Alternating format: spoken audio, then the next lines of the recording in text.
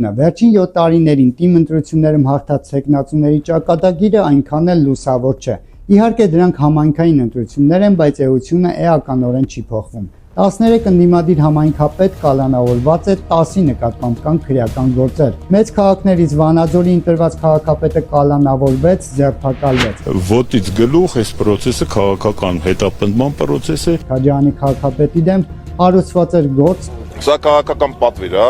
սա քաղաքական հետապնդում է։ Նա այժմ աշխատում է, նույնիսկ տեսքն է փոխվել, բայց այլևս հակաիշխանական հայտարարություններ չի անում։ Օրեցօր տեղի ունեցող փոփոխությունների ու զարգացումները ակնհայտ են։ Թրգոց հարուցվեց, հետո թերևս լեզու գտան Գորիսի համայնքապետ Արուշ Արուշանյանի հետ։ Ազգը որոշել է, որ Նիկոլ Փաշինյանը պետք է լինի վարչապետ, ինքն էլ վարչապետ է։ Հիմա ինձ ինչի են այդ հարցը տալիս։ Կալանավորվեց Մեղրու համայնքապետը, Մասիսի համայնքապետ Դավիթ Համբարձումյանը, ով նաև իմպիչմենտի թեկնածուներ։